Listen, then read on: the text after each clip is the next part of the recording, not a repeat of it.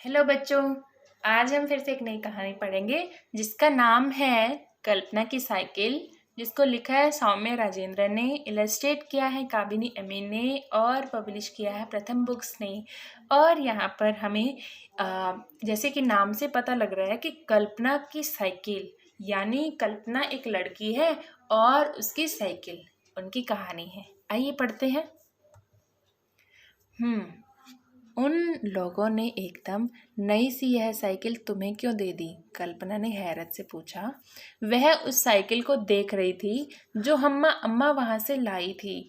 जहां वह काम करती थी साइकिल एकदम नई सी थी। अम्मा ने कंधे उचकाए, उनके बच्चों के लिए दूसरी साइकिल आ गई होगी। अब यहाँ पर हम देख सकते हैं ना कि कल्पना और उसकी मम्मी बैठे हुए हैं और उनके बीच में एक साइकिल है और वो बात कर रहे हैं। कल्पना ने पूछा कि मम्मी यह नई सी साइकिल तुम्हें क्यों दे दी? किसने? जहाँ पर कल्पना की मम्मी काम करती थी उन लोगों ने साइकिल कल्पना की मम्मी को क्यों दे दी? कल्पना पूछती है तो उसकी मम्मा कहती है कि उनके बच्चों के लिए दूसरी साइकिल आ गई होगी। कल्पना ने जैसे साइकिल देखी और उसको चलाने की कोशिश की। कल्पना साइकिल पर चढ़ी ही थी कि क्या हुआ? धम, यानी कि जोर से गिर पड़ी और प्रभु हंस दिया। प्रभु कौन था? उसका भाई। और वो कहता है तुम दो पहियों पर टिकी नहीं रह सकती, पहले तुम्हें साइकिल चलाना सीखना पड़ेगा। वह बोला तुम मुझे सिखा दो ना। कल्पना गिड़गिड़ाई। अब ये प्रभु कह रहा है कि तुम दो पहियों की साइकिल पर नहीं चलाना सीख सकोगी, क्योंकि तुम्हें पहले ये अच्छे से चलाना सीखना होगा और फिर तुम दो पहियों पर टिकी रह सकती हो। तो कल्पना क्या कहती है कि तुम मुझे सिखा दो ना। तो कल्पना ने साइकिल सीखने का निर्णय किया। तो हर शाम स्कूल से लौटने के बाद वे बंगलों वाली सड़क पर जाने लगे। वहाँ ज़्यादा भीड़ नहीं होती, वहाँ तो बस बड़े बड़े घर हैं, बड़े बड़े कुत्तों वाले। अब कल्पना ने साइकिल सीखने का निर्णय किया। तो कहाँ पर सीखेगी? जहाँ पर ट्रैफिक कम हो। और आप सभी बच्चे भी वहीं पर सीखते हैं ना, जहाँ पर ट्रैफिक कम हो, जहाँ पर हमें कोई चोट ना पहुँचा सके। कल्पना और प्रभु की बस्ती के सभी बच्चे खेलने के लिए वहीं आते, क्योंकि उस सड़क पर ट्रैफिक नहीं होती थी और आप सभी बच्चे भी वहीं खेलते हैं ना। पहले दिन कल्पना साइकिल चलाने को उतावली थी, बहुत एक्साइटेड थी, लेकिन क्या हुआ? वह तो साइकिल चलाते ही धम से गिर गई और उसके घुटनों में जलन हो रही थी। वह रोना नहीं चाहती थी लेकिन रो पड़ी। देर तक उसकी सिसकियाँ रुकी नहीं। आप सभी बच्चे भी जब पहली बार साइकिल चलाना सीखते हैं तो क्या आप भी कल्पना की तरह गिरते हैं? और गिरने के बाद कितनी चोट लगती है और फिर रोना भी आता है। उसी तरह से कल्पना को भी रोना आ रहा है और वहां पर वो देर तक रोती रही। उसे लगा जैसे लड़के उसी पर हंस रहे हैं। बहुत शर्म आई कल्पना को और कल्पना साइकिल वहीं छोड़कर घर भाग आई। प्रभु को साइकिल चलाने आती है। दोस्तों के साथ क्रिकेट खेल लेने के बाद, सूरज डूबने के बाद, अप्पा की मरम्मत की अपनी दुकान से लौट आने के बाद वही घर ले आएगा। कल्पना ने सोचा कि ये सारी साइकिल प्रभु अपने आप ले आएगा जब वो घर आएगा। और उसके पापा जैसे घर आए, यहाँ पर हम देख सकते हैं, और तुम्हारी स्कर्ट कैसे फट गई? कल्पना को देख अम्मा ने पूछा। मैं साइकिल से गिर गई अम्मा। कल्पना सुबकने लगी कि मैं साइकिल से गिर गई अम्मा। अम्मा बस एक आह भर रही थी। ओहो, ऐसे हम करते हैं ना कि अच्छा साइकिल से गिर गई कल्पना तो हम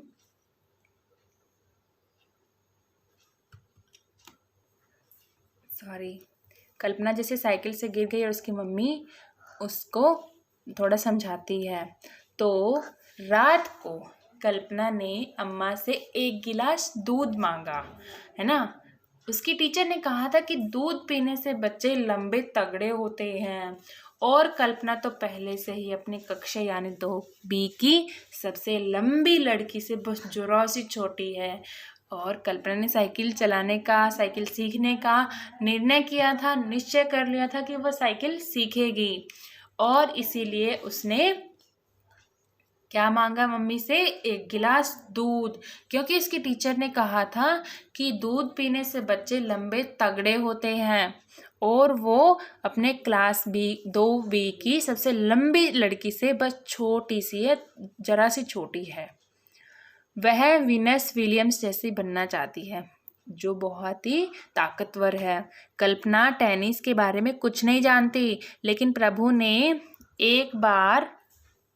एक बार उसे वीनस विलियम्स का पोस्टर दिखाया था। कितनी ताकतवर लगती है, कल्पना के मुंह से निकला था। अगर कल्पना ताकतवर बन जाएगी तो उसे कोई परेशान नहीं करेगा। कितनी ताकतवर लगती है, कल्पना के मुंह से निकला था जब पहली बार उसने वीनस विलियम्स को देखा था। अगर कल्पना ताकतवर बन जाएगी तो उसे कोई परेशान नहीं करेगा। कल्पना ने उस रात सोने से पहले प्रार्थना की, यानी कि वह ऐसा रोज नहीं करती थी, लेकिन आज उसने प्रार्थना की कि वह जब ताकतवर बन जाएगी तो उसे कोई परेशान नहीं करेगा। और साथ ही साथ वह साइकिल चलाना भी सीख लेगी। अगली शाम कल्पना को पक्का यकीन था कि वह साइकिल चला लेगी।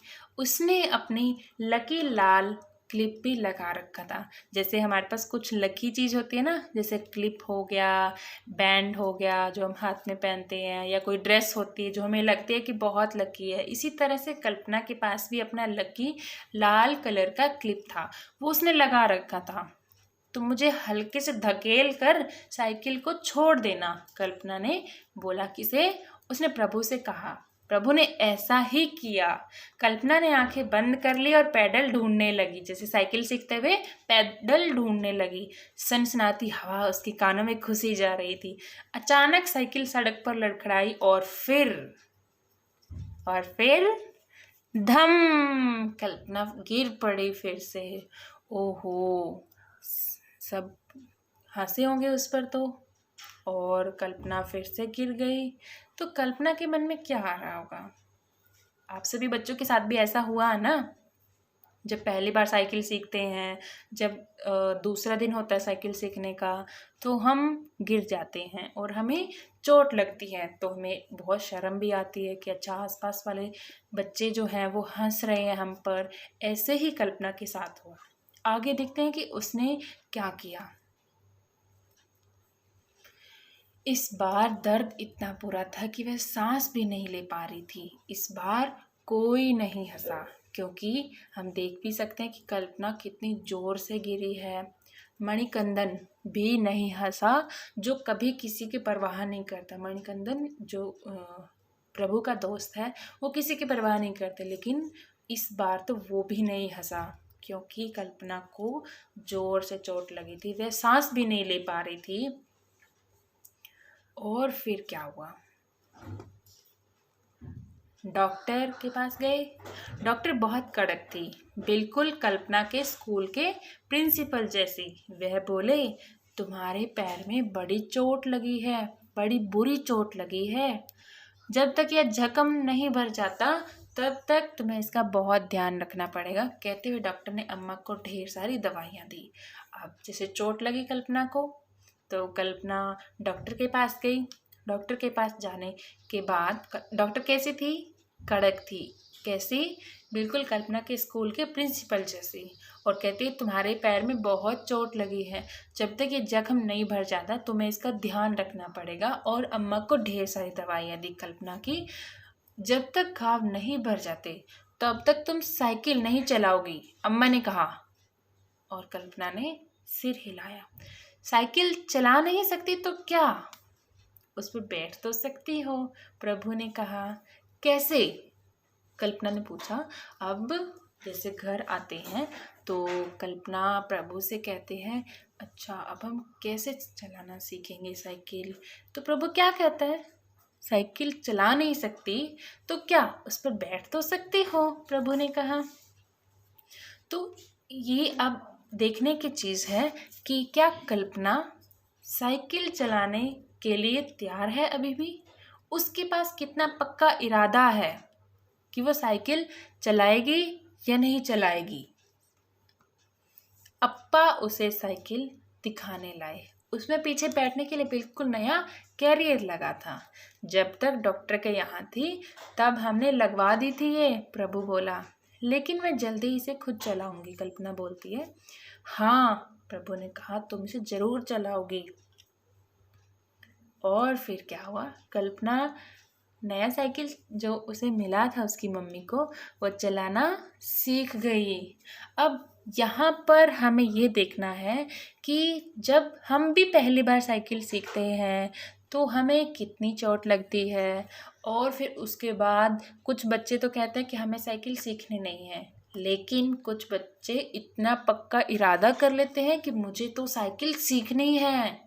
और अब आपके पास कौन सी ऐसी चीज़ें हैं, कौन से ऐसे काम हैं जो आप कल्पना की तरह पक्का इरादा करके करने वाले हैं या फिर हार मानने वाले हैं। कल्पना साइकिल से गिरी तो क्या हुआ। आइए हम ये पेज भी पढ़ते हैं। कल्पना साइकिल से गिरी तो क्या हुआ। लोग आपसे कहते रहते हैं कि भले ही आपको सफलता ना मिल रही हो, लेकिन कोशिश करते जरूर रहना चाहिए। क्यों करें कोशिश। आगे पढ़ते हैं। कोशिश करते रहने से कभी कभी आपको ऐसे नतीजे यानी ऐसे रिजल्ट मिल जाते हैं जिनके बारे में आप सोच तक नहीं रहे थे। ऐसा करने से आपको खुद के बारे में कुछ ना कुछ ऐसा पता लगता है, ऐसा पता चलता है जो आप पहले नहीं जानते थे। अगर कल्पना पहले ही दिन साइकिल चलाना सीख जाती तो उसे कभी पता ही नहीं चलता कि वह कितना पक्का इरादा करके किसी काम को करती है। उसके परिवार को भी कभी उसकी इस खूबी का पता नहीं चलता। यानी कि कल्पना ने कितना पक्का इरादा कर लिया था। 2-3 बार जब वो गिरी, 6 दिन के बाद जब उसने नया तरीके से साइकिल चलाना सीखा, फिर भी वो गिरी। लेकिन क्या हुआ बाद में, उसका अपना इरादा इतना पक्का बन गया कि उसे साइकिल सीखनी थी और धीरे धीरे वो साइकिल चलाना सीख गई। रोज रोज, यहाँ पर हम पढ़ते हैं, रोज रोज गिलास भर भर कर दूध पीने के बाद जब कल्पना का कद बढ़ जाएगा और वह ताकतवर हो जाएगी, तब वह उस दिन को याद करेगी जब वह साइकिल से गिरी थी। तो जब हम किसी एक काम को करने का इतना पक्का इरादा कर लेते हैं और हम उस काम को करते हैं, जैसे आपने साइकिल चलाना सीखी, तो आपको जब अच्छे से साइकिल चलाना सीख गए उसके बाद वो दिन याद आते हैं कि जब आपने पहली बार साइकिल चलाना सीखी थी तब बार बार गिरे थे, है ना। बार बार आपको शर्म आई थी, बार बार बच्चे भी हंसे थे, लेकिन क्या हुआ, फाइनली आप साइकिल चलाना सीख गए ना।